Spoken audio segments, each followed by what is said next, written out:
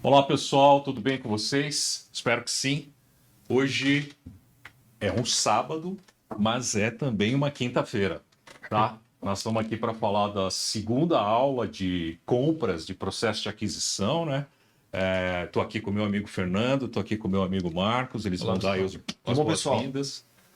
Bom, antes de começar a falar de compras aqui, para a gente falar da segunda aula, né, ou da segunda explanação sobre compras, eu queria pedir para vocês aí, de novo, para se inscrever no nosso canal na ProSupply, para você compartilhar com seus amigos, como diz o Marcos, né? Dá um susto aí no seu colega, no seu amigo aí através do WhatsApp lá, compartilha com ele está esperando uma brincadeira sua lá, né, numa quinta-feira, prévia de final de semana, vai chegar um negócio mais sério, mais interessante, eu garanto, tá? Que você acione o sininho lá da notificação, porque assim você vai saber quando a gente está lançando vídeos, quando a gente está trazendo algum corte, quando a gente está fazendo alguma, sei lá, um anúncio, qualquer coisa que valha, tá? E principalmente, você dê like lá nos nossos vídeos, nas nossas aulas, nas nossas lives, né? Lembrando mais uma vez a nossa cadência de agenda, segunda-feira, 8h40 serão as lives, onde você vai poder tirar dúvidas, onde você vai poder trazer questionamentos, onde você vai poder até modificar um pensamento que nós estamos dividindo aqui, tá? Corrigindo até, a gente não tem nenhum problema com isso, eu tenho até um ponto para corrigir da primeira aula que eu fiz. Você vai poder participar de maneira absolutamente interagindo conosco e nós vamos ter o maior prazer de discutir com vocês cada ponto, porque é a nossa vida, né? Essa atividade que nos move. Na terça-feira, o Fernando vem trazendo aí toda a questão logística, né? Já fez aí a segunda aula também. O Marcos vem trazendo o planejamento aí, fez uma aula extremamente interessante sobre demanda, que é um Muito legal mesmo. ponto-chave, né, no processo supply chain. Para ser bem sincero, vamos dizer assim, tudo começa ali, né? Porque o Isso. supply chain existe para fazer um cliente satisfeito, né? Esse é o grande foco do supply chain, da maneira mais tentando atingir a excelência operacional, né? Esse é o foco do supply chain.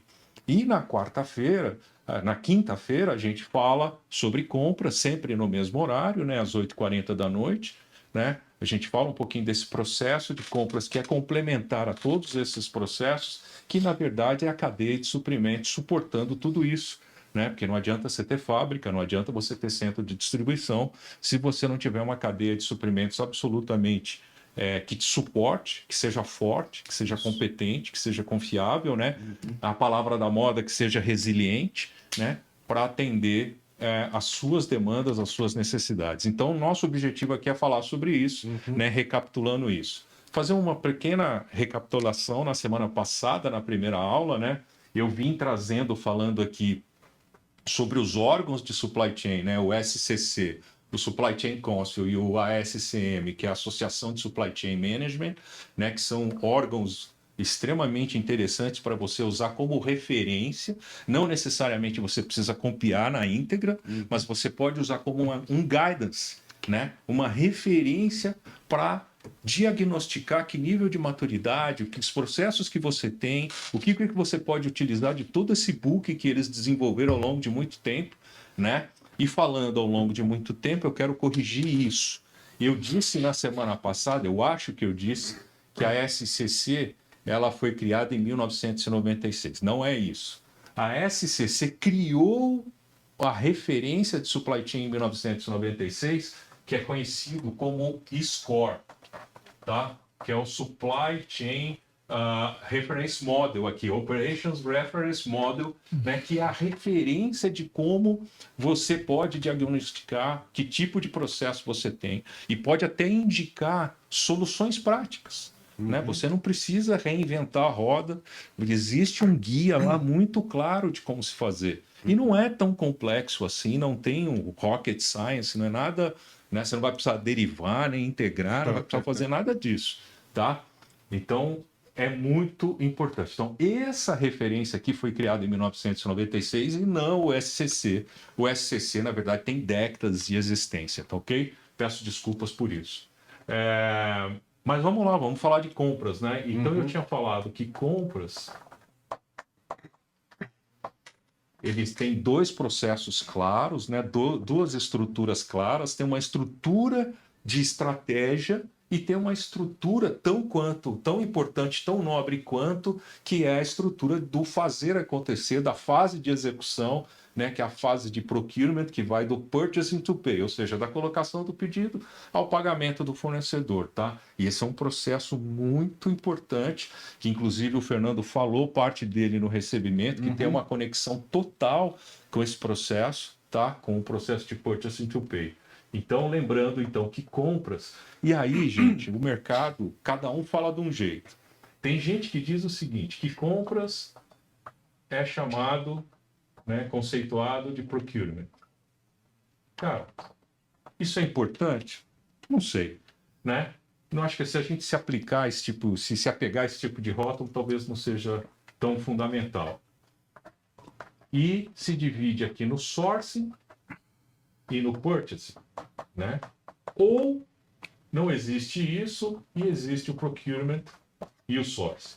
Tá legal? Então, assim, só para ficar bem claro que são duas fases. Essa fase é uma fase, vamos dizer, estratégica, e essa é uma fase mais transacional, tão importante quanto a outra, tão nobre quanto a outra, que se você não fizer bem, você vai prejudicar tudo que foi feito aqui. Né? E vai criar problemas na sua cadeia de suprimentos, rupturas, desconfiança, perda de credibilidade com seus fornecedores. Lembrando, fornecedor é um ponto importantíssimo, né? No processo é importantíssimo você ter uma cadeia de suprimentos que você construa uma relação muito próxima, né? Porque vai existir momentos que você não sabe exatamente o que você precisa e o teu fornecedor, que é o especialista, ele vai te indicar, se ele for um parceiro, né? A gente chama no compras do co-desenvolvedor. Qual é aquele fornecedor que é o co-desenvolvedor, que é o meu parceiro, que eu chamo ele lá no nascimento do projeto, lá na descrição do escopo, lá na construção do caderno de encargos para aquilo que eu preciso. Às vezes eu não sei exatamente o que eu preciso, eu tenho uma vaga ideia do que eu preciso. Quem é que domina esse tipo de coisa? Até porque muitas vezes o seu parceiro ali, ele é o expert naquilo, né? Ele é o expert, não é você. Não é você. Você não é o expert, entendeu? Você vai passar demanda para ele, Exato. muitas vezes, e ele vai te explicar como vai resolver aquilo, com tecnologia, com... Enfim. Porque imagine você, se você tivesse que dominar todas as soluções, todas as tecnologias, todas as soluções que você teria, grandes equipes de engenharia gigantescas, que foi já, isso existiu nos anos 80, era um processo bastante interno, e aos poucos as empresas foram falando, não, pera um pouquinho. Você não precisa de tudo isso. Eu não preciso de tudo isso. Eu tenho aqui, sei lá, é isso que eu quero fazer, eu preciso de alguém que venha aqui comigo e diga o seguinte, olha, cara, você precisa disso, você precisa daquilo, você precisa disso, né? E ele sabe quais são as restrições, porque você tem capacidade de questionar aquilo que o fornecedor está propondo. E eu vou falar, tipo, da minha área, né? Eu trabalho em consultoria, tá, Nadilson? Sim. Então eu vou fugir um pouquinho ali só para dar um exemplo. É ótimo. Eu me recordo lá atrás, cara, no começo, lá, tô falando, começo dos anos 2000, quando eu comecei a entrar na consultoria lá atrás, quem fazia a interface ali com vendas era literalmente um vendedor. Era um comercial das grandes consultorias. Tá? Com o tempo, isso foi mudando radicalmente. Então, tipo, tem o comercial ainda que existe lá, um papel, mas foi caindo. Por quê? Porque começou a entrar alguém que trilhou a carreira técnica, que consegue falar com profundidade e que vai ganhar skills comerciais, entendeu? Por quê? Porque na conversa vai ter que entender qual que é a demanda dele e construir alguma coisa, né? Sim. Então, construir, desenhar o projeto, participar gigantescamente no fornecedor. É legal você estar falando isso, né? Até antes de entrar no detalhe aqui, as empresas que vendem soluções de hardware, por exemplo, no mundo da tecnologia da informação, eles têm muito clara essa função. Ele tem o cara comercial, eminentemente comercial, e ele tem uma equipe de apoio técnica para dizer o seguinte, ó, é isso aqui que esse cliente precisa. Esse pessoal faz o approach, faz os questionamentos, desenha a solução e fala, ó, é isso aqui que ele precisa. Tá? Então, assim, é tão específico, é tão fundamental esse tipo de parceria que você não sabe exatamente o que você precisa. Quem sabe é quem tem o expert, quem tem a expertise, quem tem o conhecimento daquele item, né? Sim. Mas, enfim, voltando aqui, então hoje, o que eu gostaria de propor, tá? Pessoal que está aí nos assistindo. Eu vou falar um pouquinho aqui sobre o processo de sourcing, tá? E não vou me apegar novamente a hoje, né? Todo mundo vai aí, as informações, elas estão disponíveis no YouTube, na internet, aonde você for, vai falar lá dos processos, o Strategic Source, e tem gente que já definiu que são 7 etapas. Tem gente que já definiu que são 10, 8, 12, 15, 20, 30. Assim, eu não vou me apegar a isso, vou dizer aqui para vocês, numa linha mais ou menos racional, e aí, de novo, depende do contexto, você não vai aplicar isso para tudo, não há necessidade, mas em geral, o que você deveria fazer, qual deveria ser um caminho para você trilhar e construir esse processo de sourcing, consequentemente, às vezes, até uma área funcional específica para tratar disso, de tão importante que é. E por que é tão importante? Eu falei isso na primeira aula, vou falar de novo. Quando a gente pega na venda, e você pega lá uma empresa que vende 500 milhões de reais ano, né? Ela produz, ela manufatura qualquer coisa por valha, quanto é o custo de material direto sobre a venda? Normalmente, empresas que estão super avançadas e que têm um grau de verticalização muito grande, elas têm lá um índice de 40%. 45%. Aquelas que estão no nível de excelência absurda, que transformam matéria-prima, inclusive, que compram matéria-prima e transformam internamente. Tem algum processo mais robusto de transformação de matéria-prima, ele consegue isso. Quando você tem uma empresa que é eminentemente montadora, esse índice sobe ali na casa de 55%, 60%, ou até mais. Então, só aqui mostra qual é o valor que compras tem no processo. Vamos fazer conta de padeiro. Dos 500 milhões, 250 milhões de reais ano você compra para abastecer essa venda. Então, o que a gente chama, depois eu vou falar um pouquinho sobre isso, né? A gente chama de spend, né? Que são os gastos, ou de APV, que é o Annual Purchasing Value, né? O valor de compra anual. Esse aqui é uma atividade extremamente importante para determinar, para você construir as estratégias futuras. Tá? Então, de novo, por que tem relevância?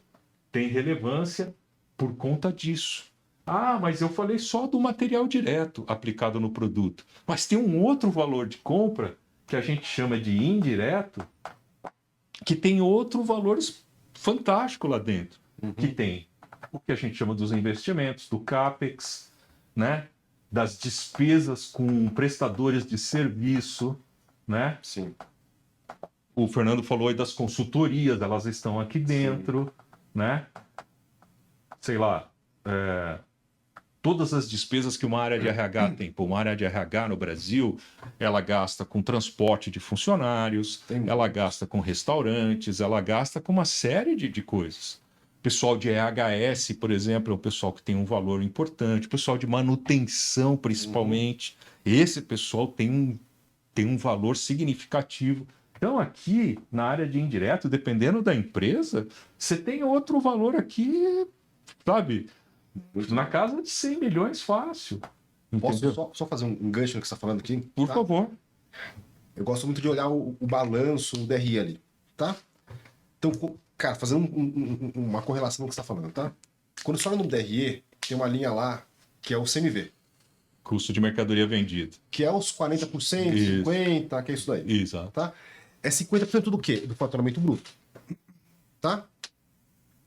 Se você pegar o DRE, essa é uma linha. Cara, você vai abrir, tem linhas pra caramba ali embaixo. E aí vai chegar no EBITDA, que é antes da tributação dos impostos ali embaixo. E antes da depreciação e da amortização. Que vai dar, de acordo com o segmento de mercado, 7%, 10%, 15%, 20%. Certo? Quem está em 20%, levanta a mão pro céu. Tá no céu. Tá voando. Principalmente indústria, né? Tá no céu. Tá voando. Então vamos pensar que é 10% ali para ficar 10, 15%. Talvez a indústria farmacêutica, não sei. Mas acho que é nesse segmento, tipo nessa faixa, tá? É. Não vai fugir muito dessa faixa. Vamos pensar em 10%. Então sair de 100%, somou 10% lá embaixo, tá? Você consumiu 50% aqui, ou seja, todo o restante de outros custos vai ser no máximo, putz, entendeu? Exato. É 30, 40% ali, o restante todo para você ter lucro. Exato. Sei lá, eu tô falando, sei lá, de 15 linhas diferentes ali que corroboram para 40%. Eu tenho uma linha que é 50%. Entendeu? É a relevância do sourcing no negócio em si. É. Porque, sei lá, tipo, no bottom line, se eu conseguir dar um saving aqui no sourcing de 5%, é 5% no EBITDA. Exatamente. Na veia. É na veia. É na veia do EBITDA. É na veia. Entendeu? Então, tipo, é por isso que o sourcing é tão estratégico. Tão fundamental, é tão importante. É isso. E não se trata, de novo, de trazer aqui, de criar complexidade. É de botar foco aonde precisa botar foco. Vamos fazer a conta de padeiro. Se eu tiver 250 milhões aqui, que são 50%, mais 100 milhões aqui, são 350. Está sobrando 150 milhões. É isso. 150 milhões para quê? Ainda você tem que pagar funcionário, você tem que pagar uma série de coisas. Conta de energia. Conta de energia. tudo. Pô, quanto sobra? Manutenção. E por isso que é muito comum ver assim, eu já vi bastante currículo de compradores que diz quanto que ele era responsável por comprar, né? Exatamente. Então, ó, responsável por comprar 20 milhões, Exato. 10 milhões, isso. Exato. Porque o volume que o cara negocia, você já consegue ter uma ideia de deals que ele faz, né? Então, isso. qual o tipo de contrato que ele trabalha e tudo mais, né? E mostra a maturidade dele, né? Sim. Exato. Desse E às negócio. vezes, por exemplo, a gente sabe que determinadas indústrias querem ter uma dependência específica de uma certa matéria-prima, de um certo segmento, sei lá, de uma commodity, um cobre, um alumínio, um aço, blá, blá, blá, blá, blá. Não é incomum você ter profissionais que se especializaram em comprar, por exemplo, comprar aço é um negócio Isso. danado no Brasil. Uhum. Você tem que estar extremamente antenado e você não tem opções. Né? Esse é um outro ponto. As opções são pequenas, né? Você não tem um mercado com vários players, né? Eventualmente você tem um. Uhum. E se Concordo você fala com assim, você. puxa, mas eu vou importar, aí você vai perceber que a conta não fecha. Até lembrando disso, que quando a gente fala dos 50%, a gente está falando o seguinte, a gente não está falando do preço de compra líquido. A gente está falando do custo total de aquisição. Porque Tem aqui frete no meio. tem frete, se você está importando, Tem tributos tem aí. todos os tributos da Isso. importação. Tem um II, por exemplo, Isso. né? É custo na veia, não é recuperável. Eu não estou falando de ICMS, eu não estou falando de imposto recuperável que você se acredita na Imagina conta. numa importação, vai ter uma aduana primária, você vai ter que pagar armazenagem, tudo isso aí Entendeu? tá no O pacote primeiro aí, cara. período de armazenagem é obrigatório. Você vai pagar anyway. É isso aí. Capatazias e. Vai Bom, tá nesse aí vai. pacote. Tá no pacote. Tá Isso. todo aí o frete, seguro, tá tudo nessa história. Se você É isso. define um Incoterms de Ex-Works, onde você é obrigado a buscar mercadoria lá na porta do fornecedor, lá na China, todo esse custo até chegar dentro da sua empresa é seu. É seu. Então, esse é o custo de aquisição. Né? Muito bem. Então, essa é a relevância do sourcing. Essa é a relevância de fazer esse processo estratégico. É isso. Sinceramente, e não querendo puxar a sardinha, né, é onde eu colocaria muito foco. Né? Colocaria muito foco para que você possa realmente, aquilo que você falou, Fernando, qualquer ação de 5% aqui em cima dos 250, cara, você já fluiu para dentro do número 12,5. Entendeu? Não, tipo, só fazendo um gancho. 12,5 milhões de reais. Eu nunca fiz projeto com source, tá? Tá. Sendo honesto. Mas os projetos que a gente fazia sempre em consultoria, que a gente faz sempre em consultoria, sei lá, empresa que está com problema de caixa e N motivos, entra uma equipe em sourcing, que não é a gente, geralmente, e entra uma outra equipe de estoque. Eu entro em estoque. Sim. Entendeu? Porque fala, putz, eu consigo reduzir perdas, eu consigo melhorar fluxo de caixa, não sei o que, não sei o que lá. Mas são os dois pilares ali que, putz, você consegue rápido trazer grana, cara. E aí você até. A gente vai conectando um ponto no outro. Você falou de caixa. O profissional de compras, que sempre foi atribuído a ele preço, reduzir custo, há muito tempo deixou de ser assim. Ele não pode só olhar esse aspecto. Ele tem que olhar outros aspectos. Então, a condição de pagamento É isso. é algo fundamental no processo de negociação. Entendeu? Então, se você faz uma condição de pagamento com o seu fornecedor, vamos considerar o mercado brasileiro, por exemplo, e se você tem um prazo de pagamento médio dos seus clientes contigo, se os seus clientes pagam para você em 90 dias, e você paga os seus fornecedores em média em 60 dias, a conta não fecha. Não. A Você vai ter conta- que ter caixa sempre Você só para manter está a brincadeira. subsidiando Isso. esse processo, né? Então, é muito importante essa questão. Outra coisa importante, lote mínimo, por exemplo, você falou de inventário, falou de Isso. estoque, falou de caixa. Meu, que lote mínimo você está fechando com o teu fornecedor? Ah, cada compra com o meu fornecedor eu cubro 6 meses de demanda. Cara, você tem condições de suportar um negócio desse? Uhum. Entendeu? Ah, cria aqueles efeitos serrotes no Sim. estoque, né? Então, assim, pô, cada 6 meses você tem uma pancada. Então, assim, é uma coisa extremamente importante que é a atribuição do profissional de sourcing na hora da negociação. Sim. Né? Qual é o processo logístico, qual é o Incoterms, né? Quais são as condições totais comerciais que ele está negociando. Uhum. Outra coisa, quão confiável esse fornecedor é?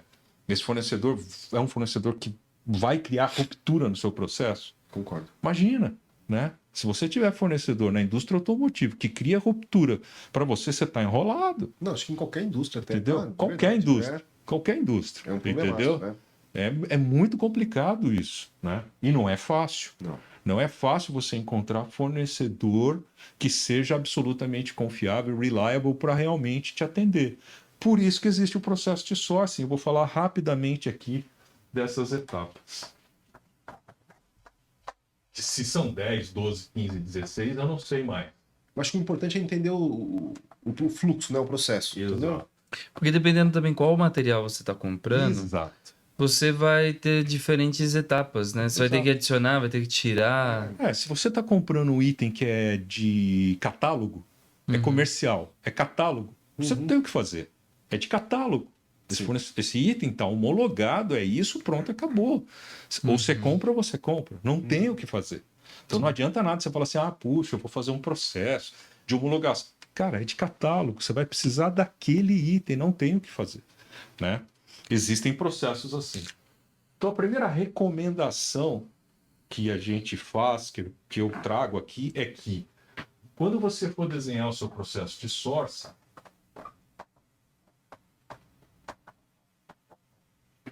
tenta de largada descrever um procedimento que defina claramente essas etapas. E quanto mais você descer na granulidade, isso vai dar para o teu profissional, para o teu especialista, é um checklist automático para ele. O que ele tem que seguir? De novo, ele vai aplicar para tudo que ele vai comprar? Não. De novo, vai ter que ser ponderado, vai ter que falar, puxa, eu não vou tratar a compra de materiais de escritório. Se ele não tem relevância no meu spend, no meu APV, não preciso tratar dessa maneira. Então, tomar cuidado com isso, né? E é importante também, né, Gilson, falar pro analista, né? Porque, assim, muitas vezes a gente, como analista, vai receber uma lista de atividades para fazer que não faz sentido. Então, sei lá, a gente vende consultoria. Você recebe uma venda de consultoria, ele te pede NR10, te pede um monte de coisa, como se você fosse entregar um tanque. E não é assim. Isso. Porque não fez esse papel bem feito de ajuste das etapas de compra, do direcionamento de compras, né? Então, se você é analista e recebe essa lista gigante, com etapas que não faz sentido para o que você vai comprar, conversa com o seu gerente. Exato. Fala assim, cara, nesse processo que eu estou trabalhando aqui, eu vou eliminar essas etapas. Exato. Mas tem que ter uma análise crítica, e a análise crítica é o diferencial, eu acho que, para um profissional bom e um profissional raro, é você dizer assim, cara, esses itens aqui não tá fazendo sentido por isso, que essa característica desse material, desse item que eu vou comprar, não faz sentido. E aí você adapta, mas muitas vezes a direção, a gerência, ele vai determinar todos os passos. Todos os passos. Porque imagina, você vai comprar uma agulha e vai comprar a máquina XPTO, eles colocaram para tudo, né? Todos os passos, um manual para todos os passos, para todo tipo de material. Então, é função do analista de determinar para otimizar o tempo dele também, né? Uma coisa que é recomendado, muito legal isso que você trouxe, quando você está descrevendo o processo de sourcing ou o procedimento de sourcing, o que eu costumo fazer, ou né, que aprendi ao longo do tempo depois de apanhando, né? Você constrói uma matriz, o seguinte, ó, tudo isso aqui faz parte do processo de source. E você coloca aqui a especificação daquilo que você está comprando, o grupo de coisas que você está comprando, e você cria uma matriz seguinte, ó, isso aqui se aplica, isso aqui não se aplica a esse tipo de compra. Isso que você está falando, pô, eu não vou pedir NR10 por consultoria, entendeu? Exagerando. Mas, por exemplo, certificação de material, certificação de origem para uma matéria-prima. Você tem que pedir. Então, se está lá no teu checklist, Sim. você precisa pedir o certificado, por exemplo, de qualidade, por exemplo, para um aço, para um determinado produto. Então, assim, isso é muito importante. Tá? Muito legal. Mas você já define aqui numa matriz, aqui no procedimento. Então, aqui, essa etapa é fundamental para que o profissional já entenda a amplitude da atividade que ele tem. E esse guia aqui vai até dizer para ele o seguinte, e se eu estiver comprando uma consultoria, o que eu tenho que seguir? Tem uma matrizinha lá que vai dizer para ele. Tem um caminho diferente. Tem um caminho diferente. Agora, você falou num negócio importante, você usou a palavra analista. Tinha um vice-presidente mundial de compras numa empresa que eu trabalhei. Você não vai contar de novo qual é a empresa. De novo, pessoal, por favor, vamos fazer um manifesto, uma nota aqui, comentem. Na Dilson ele fica citando, aguça a nossa curiosidade, cara. Eu vou falar aqui porque é uma homenagem a esse profissional que é uma referência para nós, foi um grande professor, apesar da gente não ter tido um grande contato com ele diário, mas como ele ficava nos Estados Unidos, né, ele se chama Sid Johnson, a gente chamava ele de Sid, né? Os mais íntimos chamavam até de Sidão, os brasileiros, né? Só um beijo ao Cid. E ele foi nosso vice-presidente de Global Supply Chain, né? Global Supply Management, na verdade, que era a área de compras da Delphi Automotive, tá? No mercado há muito tempo e tal. E o Cid era um cara que ele construiu a carreira dele na área de qualidade, de operações, e depois ele migrou para a nossa área e ele trouxe muita coisa importante. Uma coisa que ele sempre recomendava para nós, e ele dizia o seguinte, o profissional da área de compras, de sourcing, ele é primeiramente um grande analista de dados. Ele precisa ter uma capacidade de análise e entender todos os elementos que estão chegando na mão dele para que ele possa partir para as ações. Se ele trabalhar de maneira mecânica, totalmente mecânica, não é esse o caminho. Então, como você lembrou, analista, realmente o profissional de compras, antes de ele ser um especialista, isso, aquilo, um grande negociador, né, que é a grande fantasia do profissional que vai para compras, é verdade, mas não é só isso. Ele precisa ter uma grande capacidade de análise. Que tipo de coisa que eu estou comprando? Como é que esse mercado se comporta? Que tipo de profissional eu vou encontrar do outro lado da mesa? Como é que esse profissional se comporta? Como é que é? Existem negociações no processo de compras que você senta na mesa, você não abre a boca. E fecha. Porque do outro lado, você tem uma característica, um perfil de venda, de negociador que está tentando te vender algo, que ele vai falar tudo. E você não precisa falar nada. E você, no final do dia, você só analisa e fala assim, fechei. Aliás, é até recomendável que quanto menos o profissional de compras fale, se expresse, é mais fácil até ele chegar, dependendo da situação. Mas vamos lá. Então, a primeira etapa recomendável aqui é que você delinee isso e depois você continuamente vá melhorando esse processo, tá? A partir do momento que você fez isso, a gente vem para uma etapa que é fundamental. A gente já tocou nesse tema aqui, mas eu vou falar de novo, que é o tal do escopo. As áreas de negócio, o processo de compras, ele não começa em compras. Eventualmente. Eventualmente. Não significa que a área de compras é uma área reativa, muito pelo contrário. Sim. É uma área que provoca hoje, é uma área que vai e incita as discussões para que a gente busque melhores resultados. Mas, eventualmente, quando tem uma coisa nova, isso parte das áreas de negócios internas, né, que eventualmente precisa de uma consultoria.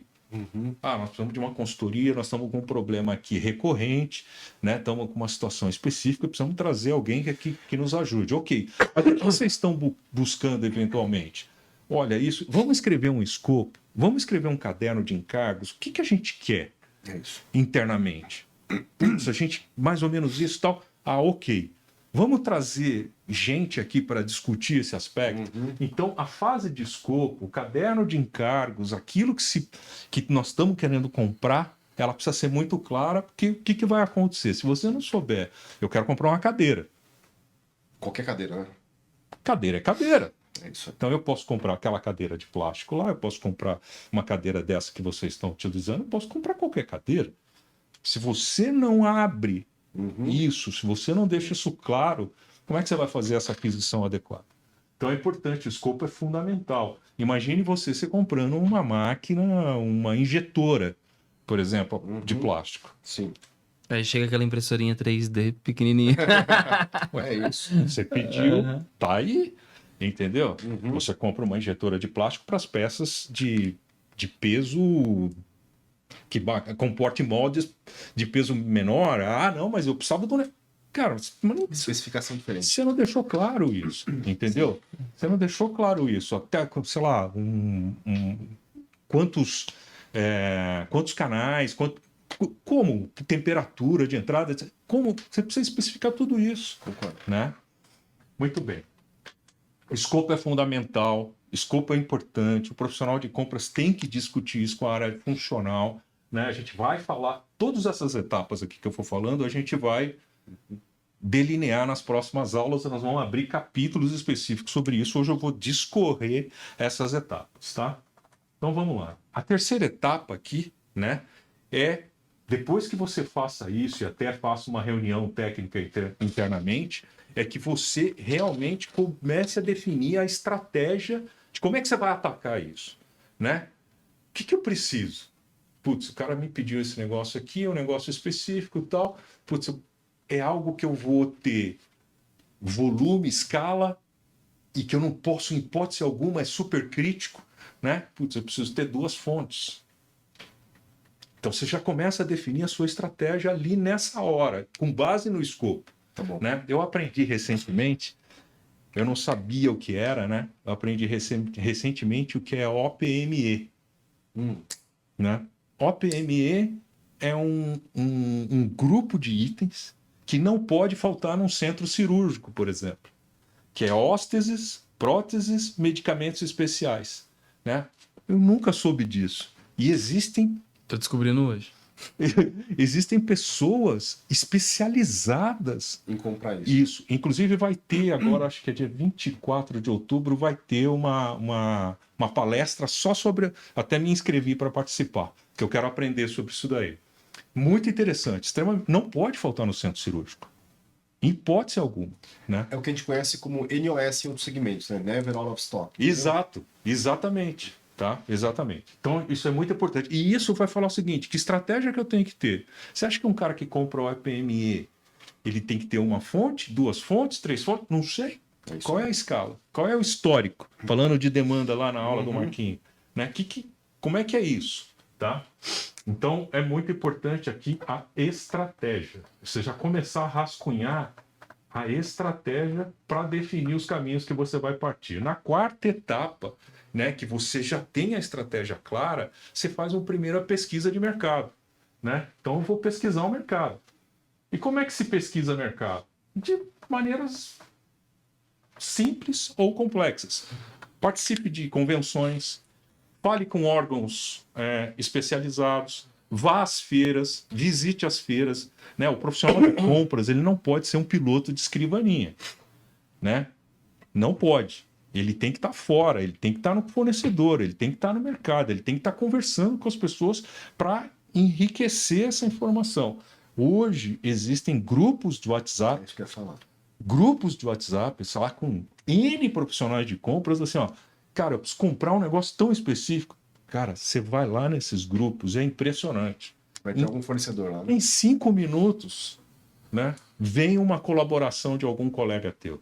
É muito interessante. E vem mais de uma, vem 2, vem 3, vem 4, vem 5. É muito tranquilo. Toda vez que você tem essa situação, você vai lá nesses grupos de compras, profissionais, gente de respeito, gente que tem, né? Gente que cumpre aquilo que é profissionais sêniores, né? O pessoal é extremamente colaborativo. É um grupo, um pessoal que se ajuda muito, tá? Então, funciona bastante. Então, pesquisa de mercado tem várias maneiras de você fazer, né? como buscar esse tipo de informação, ou mesmo se você já tem na sua base de fornecedores. Você já considera isso também. É a quarta etapa. Na quinta etapa, né, você começa a fazer, a gente começa a entrar aqui na sopa de letrinhas de compras, né? A área de logística tem, a área de planejamento tem, a área de compras não vai ficar de fora, né? Então, a tal da RFI, né, que é o Request for Information. Sim.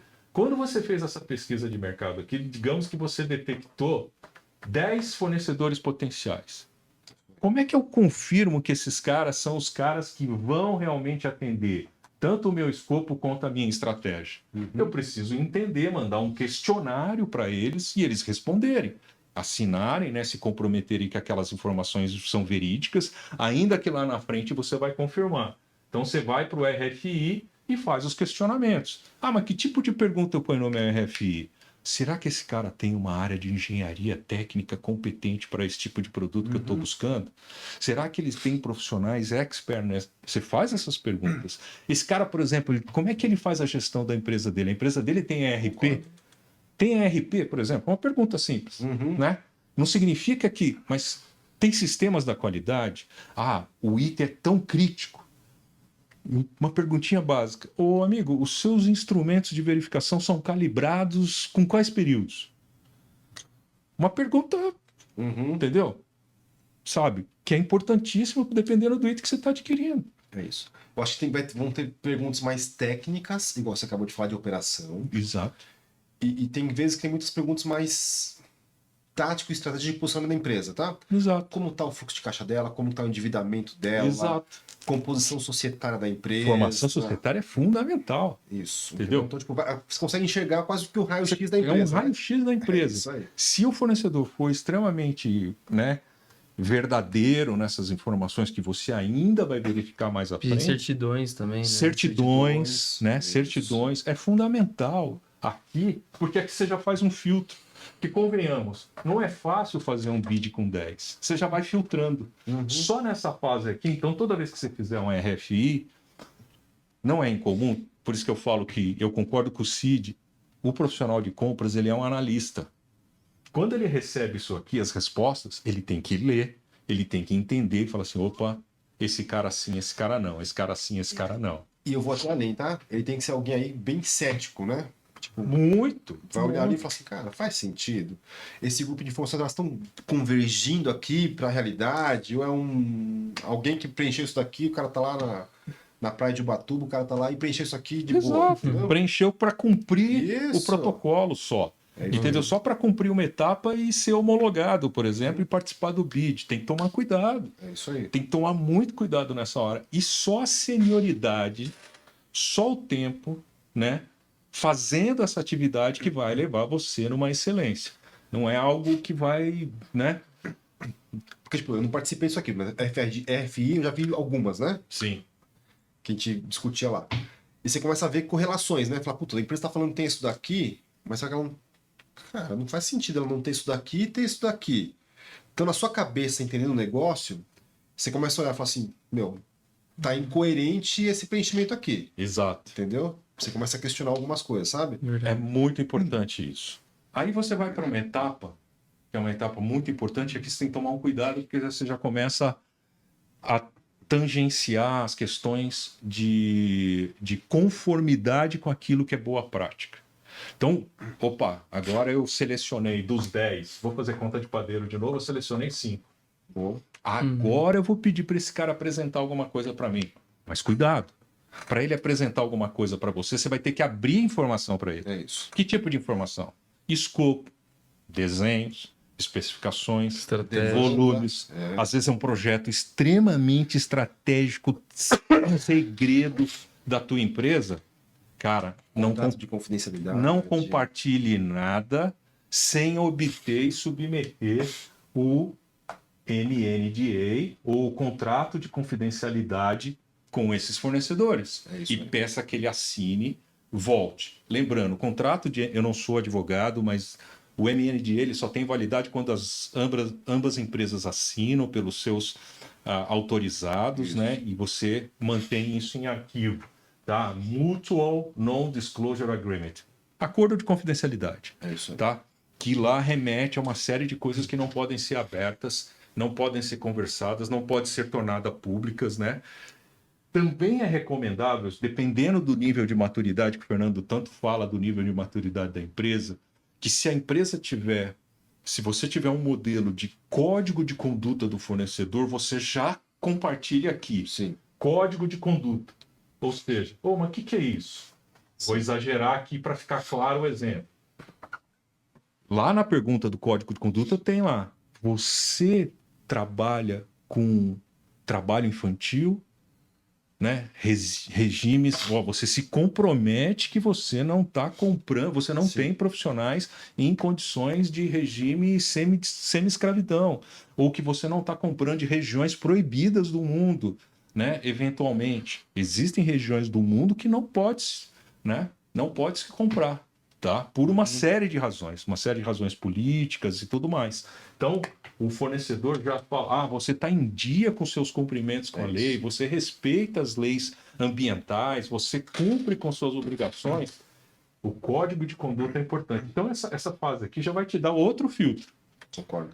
Deu outro filtro, digamos que os 5 passaram.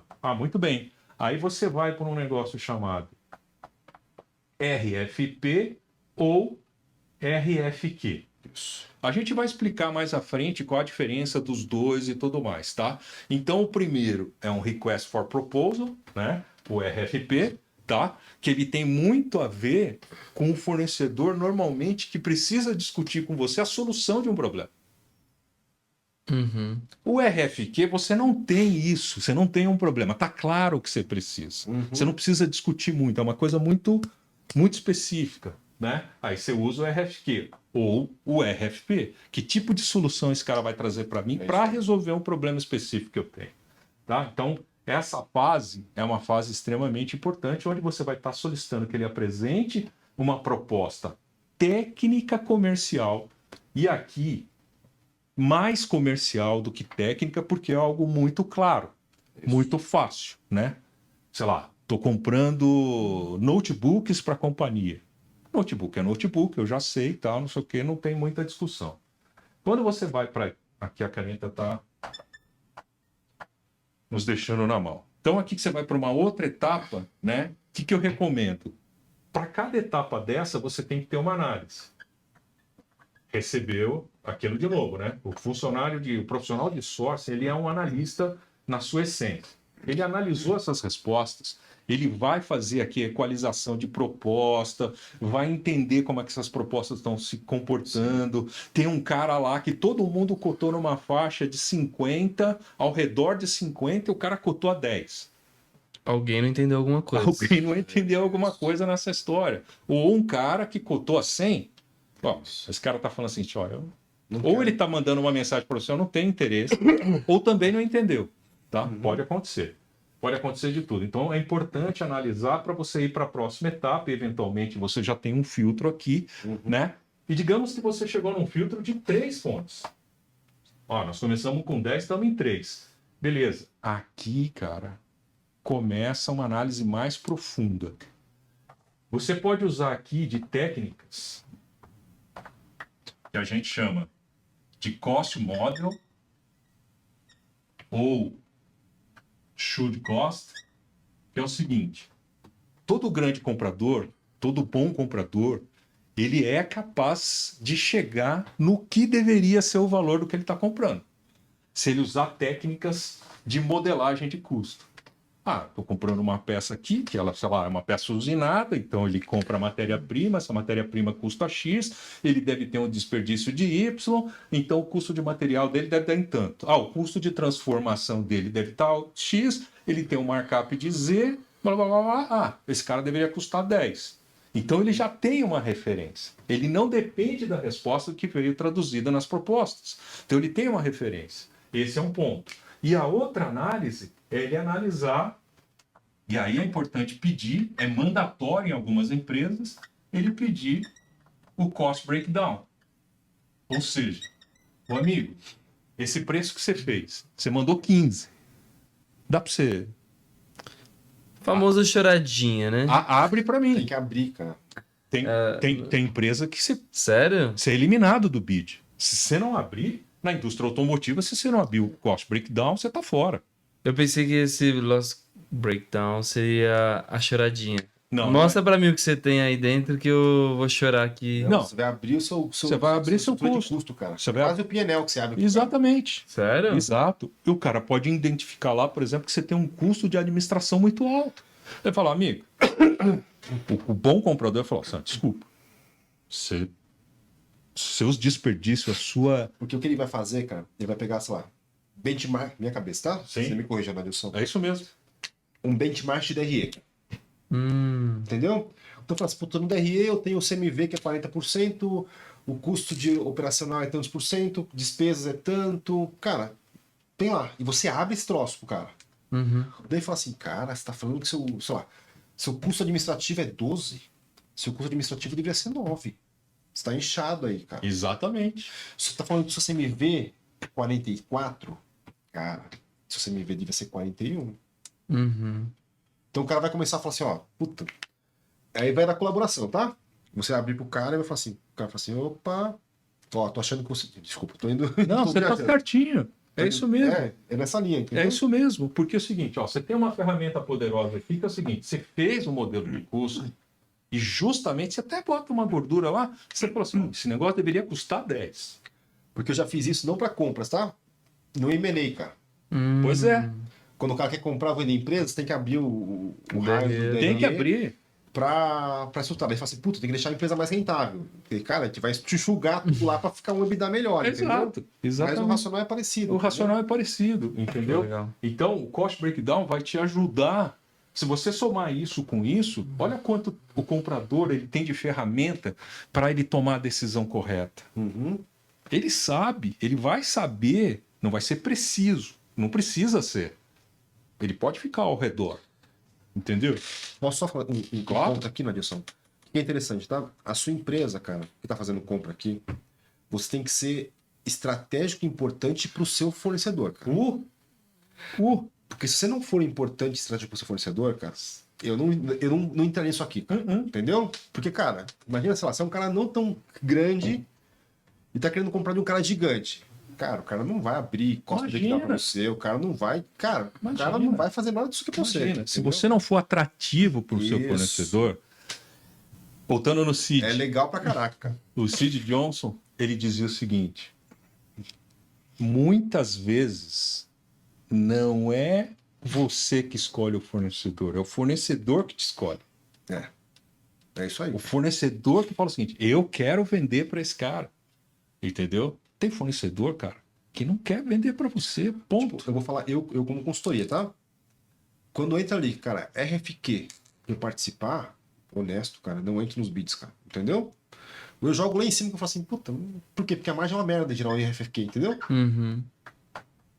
Então é isso aí. Você fala assim, cara, não faz sentido, vai dar uma puta dor de cabeça esse negócio, mas não quero entrar, cara, entendeu? A RFP, puta, RFP eu quero. Por quê? Porque que meu know-how tem um custo.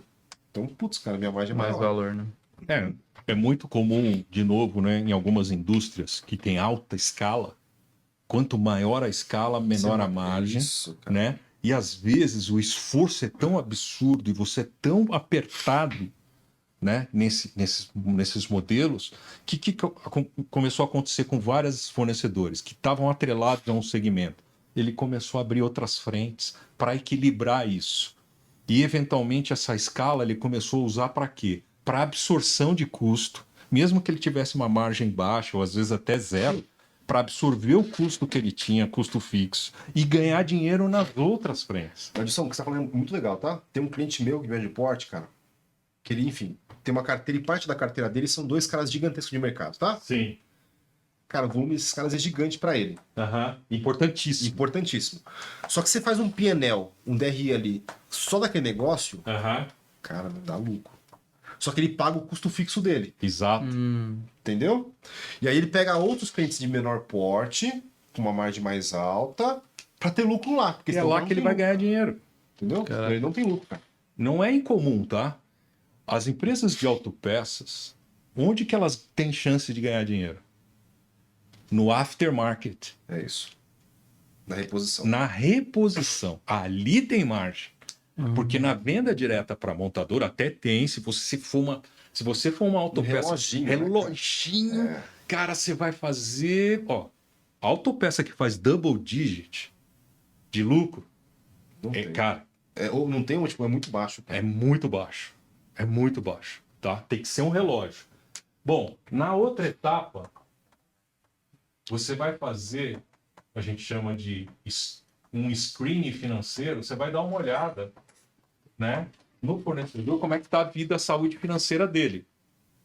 Pode ser, dependendo do nível de maturidade, um Serasa, uma consulta de Serasa, ou pode ser uma coisa mais robusta, uma verificação, análise do capital social, Até uma auditoria, de repente. uma auditoria, pode ser tudo, tá? Pode ser tudo. Até de acordo com, cara, qual spend que a gente tá falando aqui. Exato, né? porque assim, tem histórias fantásticas no mundo de compras que uma outra área foi lá e definiu, vocês vão comprar dessa fonte. Chegou para compras definido. Hipoteticamente, isso não é recomendável, isso não é adequado. Quando o compras foi fazer a verificação, o fornecedor estava em falência concordata. É isso. Aí você volta para a área técnica, tá vendo aquele fornecedor que você falou que era obrigatório comprar dele? Tá em recuperação. Como é que faz? E agora, meu amigo? Os compradores da Americanas devem estar sofrendo, né, cara? É verdade. Entendeu? Então, essa é uma etapa fundamental no processo de source.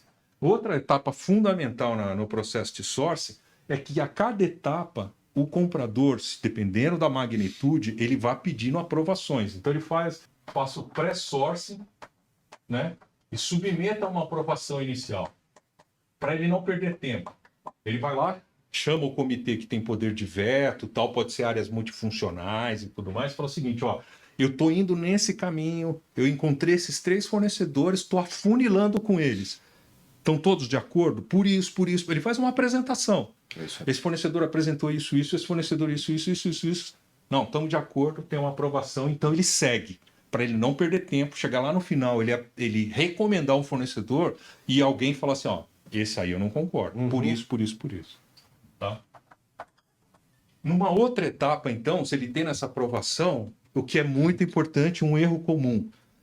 O comprador, às vezes, esquece de fazer simplesmente o quê? Ir no fornecedor. Então, a visita no fornecedor, que já vai funcionar como uma pré-auditoria, é fundamental. Primeira coisa, esse fornecedor existe fisicamente? Porque fazer site, todo mundo faz hoje, né? Qualquer um faz um site lindo na internet. Concordo. Né? Então, a visita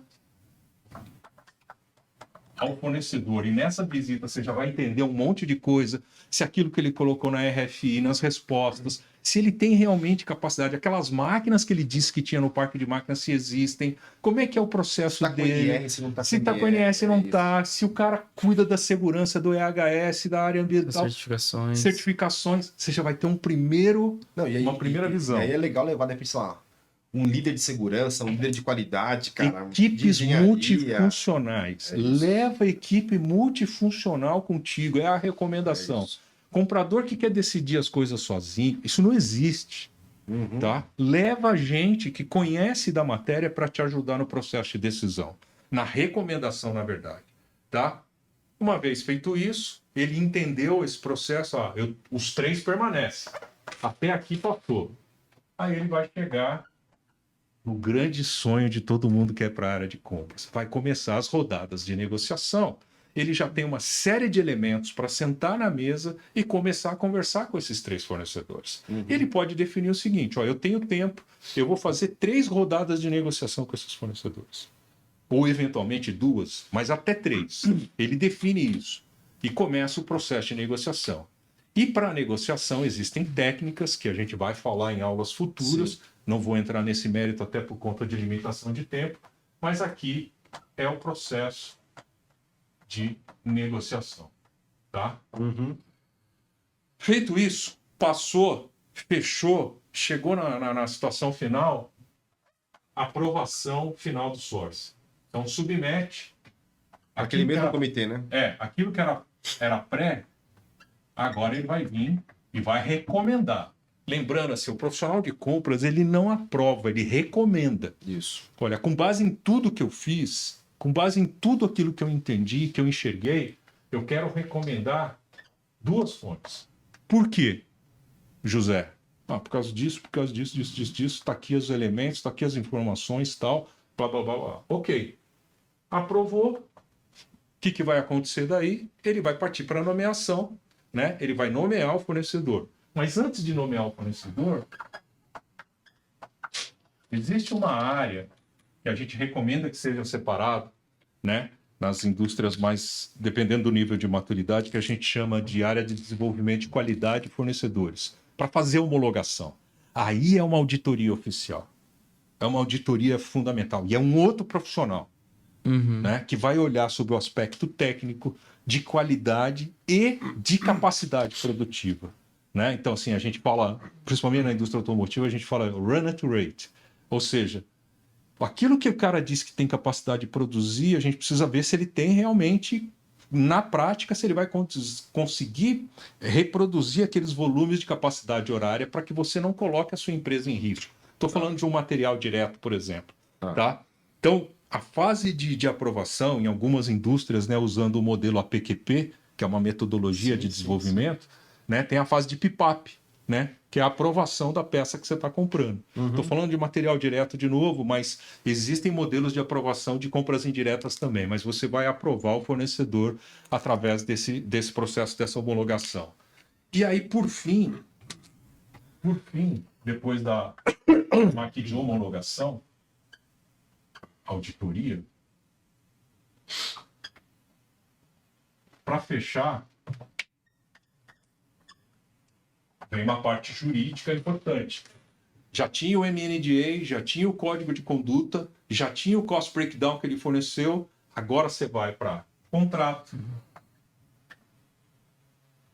você vai para termos e condições, você vai para, sei lá, eventualmente um contrato de comodato. Por que contrato de comodato? Ah, esse cara, eu resolvi colocar uma máquina minha lá dentro, vou deixar minha máquina lá, ele vai ser responsável por essa máquina, vai reproduzir o processo, vai fazer toda a manutenção e tal.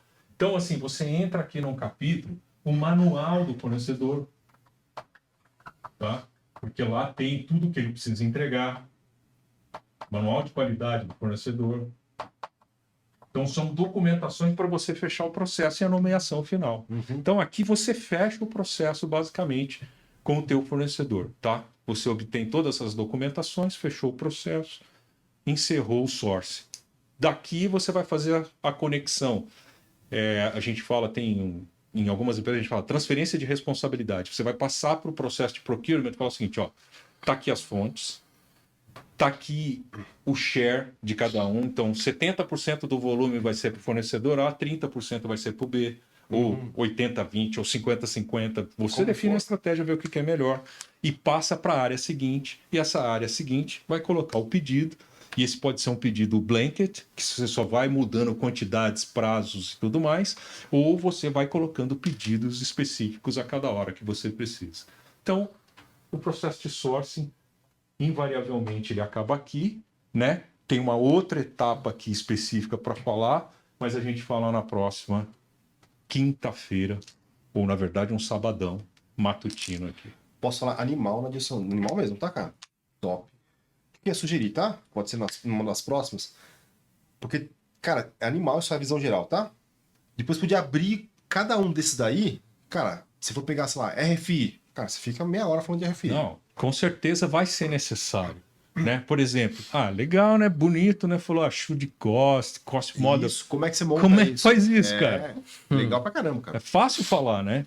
E só para assim, aguçar aí quem está assistindo a gente, existem certificações. Tem comprador que ele é certificado em fazer cost model. Modelos de costura.